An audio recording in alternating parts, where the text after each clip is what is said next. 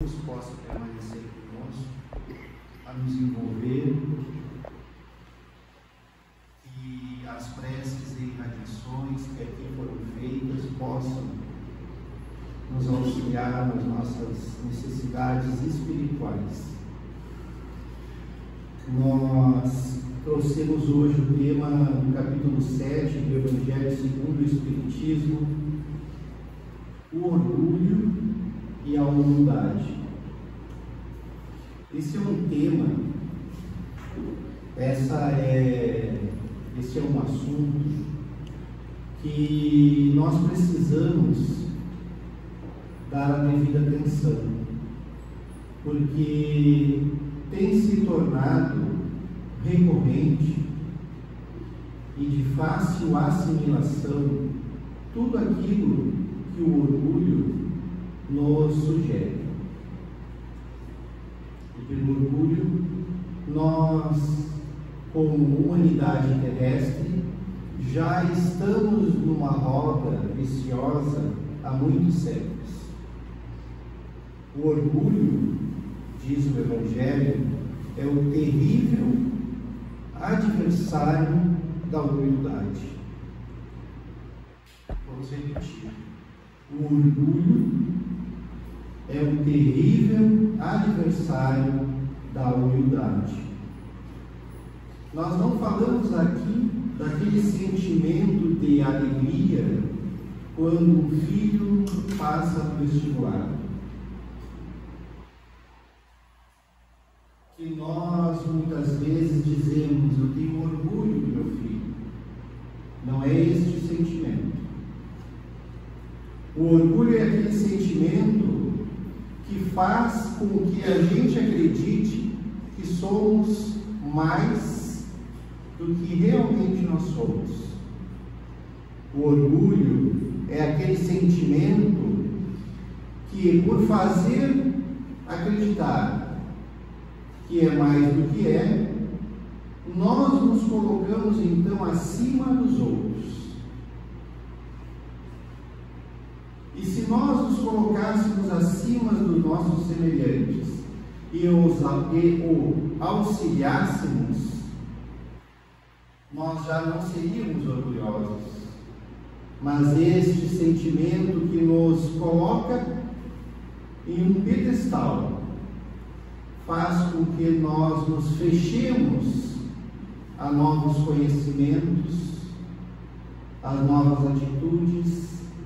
Nós ficamos fechados ao aprendizado, nós ficamos fechados ao que vem acontecendo de novo, ao progresso muito natural que ocorre e sempre ocorreu e que vai continuar ocorrendo. O orgulho nos envolve em uma bolha onde muitas vezes nós acabamos por ficar sozinhos, porque por nossa conta, pelas nossas atitudes, pela nossa permanência no nosso ponto de vista, nós vamos afastando todos aqueles que convivem conosco. E em afastar, queremos dizer que as pessoas não criam vínculos, não existe afeto. Ela pode conviver conosco, mas quando ela chega até nós, é como, no dizer popular, é como alguém que pisa em ovos. Porque o orgulhoso sabe tudo. O orgulhoso tem a última palavra. O orgulhoso, ele tem esta soberba e esta vaidade, que são dois filhotes do orgulho, permanentes. O seu olhar fixa naquilo que ele acha que é, naquilo que ele definiu como verdade.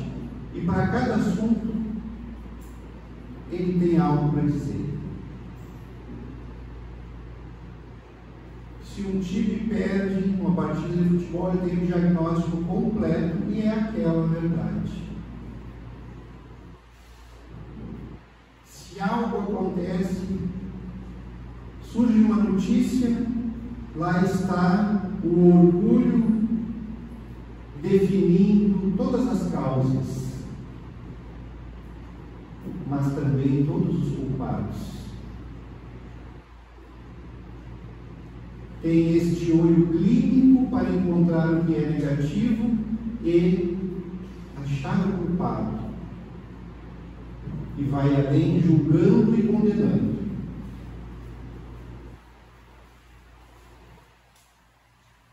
Então esse terrível adversário da humildade, ele vem se reestruturando no nosso íntimo de diversas formas ao longo dos séculos. Quando nós vamos ver no Evangelho segundo o Espiritismo, capítulo 7, bem-aventurados os pobres de espírito, Allan Kardec vai trazer algumas passagens dos Evangelhos que tratam dessa temática, com a participação de Jesus, é claro, onde Jesus ele faz algumas analogias, ele dá alguns exemplos suaves, porque ele tinha todas as virtudes já num grau máximo, e por isso esteve entre nós para dar o exemplo. Então ele traz com muita suavidade a orientação da humildade quando o orgulho se insinua. Quando o orgulho chega até ele, através de quem muitas vezes? Dos seus próprios apóstolos. Porque, embora fossem espíritos mais evoluídos para cumprir a missão que cumpriram, eles viviam na Terra sob um contexto sociocultural e eles eram homens encarnados. Então, eles também nos deram o exemplo daquelas sombras, daquelas imperfeições que tanto nós precisamos conhecer, entender como funcionam, meditar a respeito e reconhecê-la em nós. Porque a gente conhece um pouco, lê um pouco, aprofunda, medita e reconhece no outro. Este passo, esta fase da construção do reconhecimento da imperfeição, ela ainda é deficitária em nós, porque nós ainda nos utilizamos da projeção que muitas vezes é o orgulho que está manipulando. Então, nesse capítulo 7, Kardec vem trazer algumas passagens e um desenvolvimento. Em determinado momento, ele vai colocar instruções dos Espíritos e traz duas mensagens, uma de 1862, outra de 1863. Por que a gente está falando isso? O que importa isso? Que ano foi a mensagem?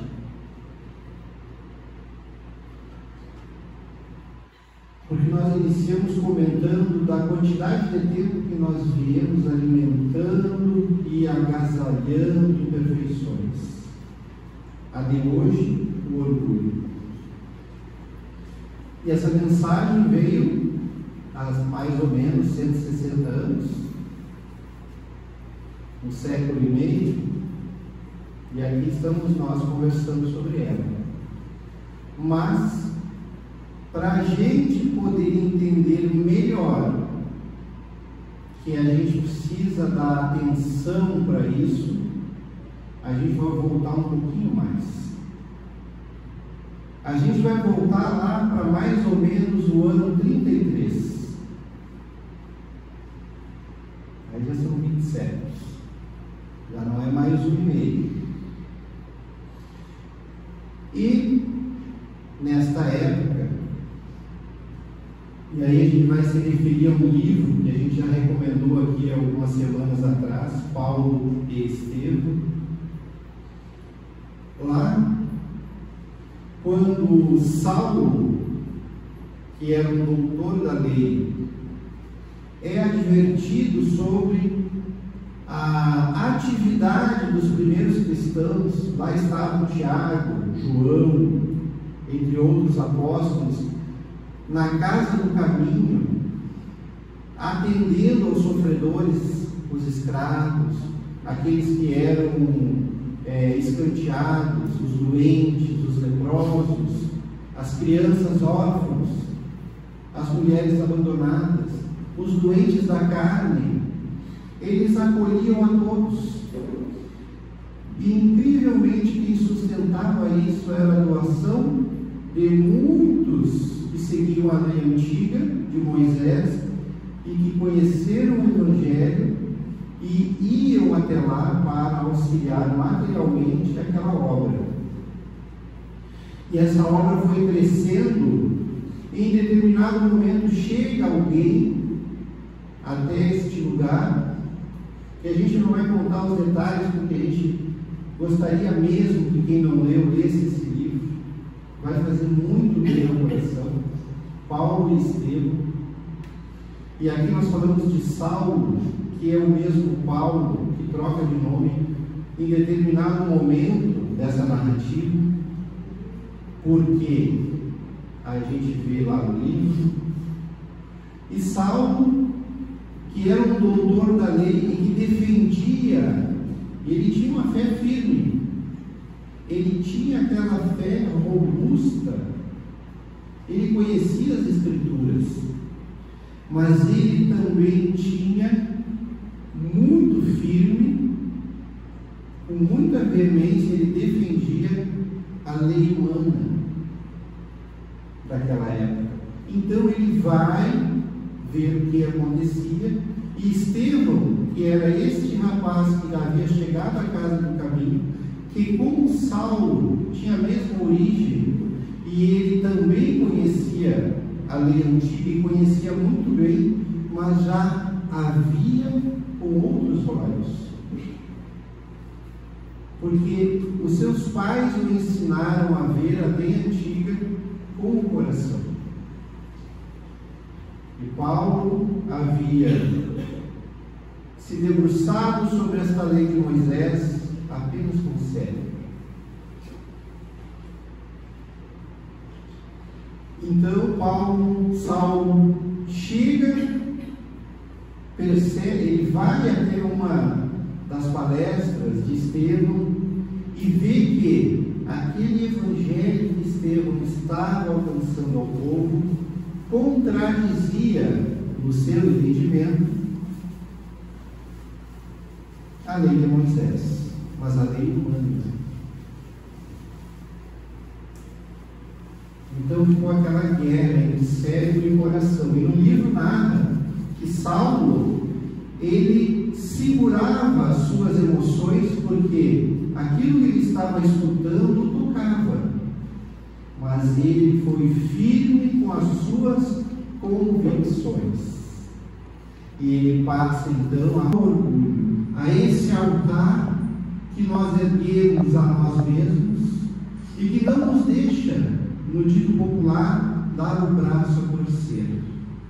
A gente já entende muitas vezes que uma situação já não se sustenta mais, não tem como aquilo continuar daquela maneira, mas por orgulho nós continuamos, porque, como diz o gaúcho, bem capaz que a gente vai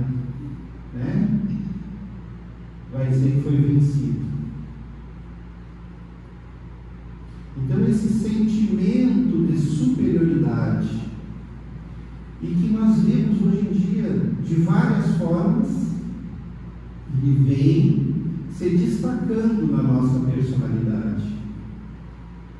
Por isso nós voltamos lá atrás, há quase 2000 anos, para a gente ver que isso não é novo, para para a gente perceber que querer sustentar nosso ponto de vista não é novo. Mas quando a gente precisa sustentar um ponto de vista, uma situação para o bem, nós ainda assim não teríamos formas de fazer com amor? Nós não teríamos formas de estipular objetivos para que esse sustento desse ponto de vista tivesse um valor?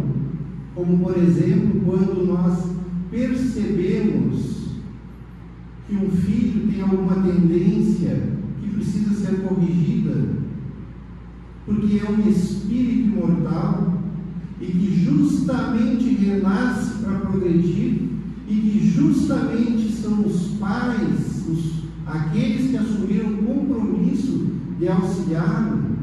E aqui nós falamos das tendências que nos ligam às imperfeições.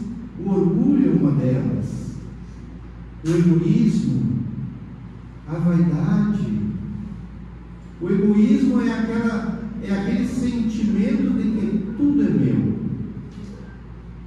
Tudo é meu. Então, quando uma criança vai para a escola, existe uma fase que se chama oral, elas mordem.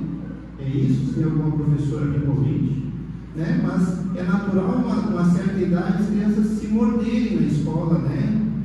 E aí tu vai ver, eles estavam brigando por causa do brinquedo, né? Aí tu olha a sala, tem 300 brinquedos, 7 crianças. Bom, é uma oportunidade. O filho chegou em casa mordido, né? Meia-noite estão batendo lá na escola porque quer satisfação. Ninguém lembra de dizer: filho, não tinha outro brinquedo? Tinha que ser esse? Precisava te colocar em risco? A gente falando assim porque somos adultos. Com as crianças nós temos uma outra forma de falar. Mas para que a gente entenda, muitas vezes nós encontramos pais que dizem: se tu apanhar na escola, tu vai apanhar em casa. Ou seja, se te baterem, bate de volta. Né? Ou seja, não pode ser menos que o outro. Isso é muito comum ainda hoje.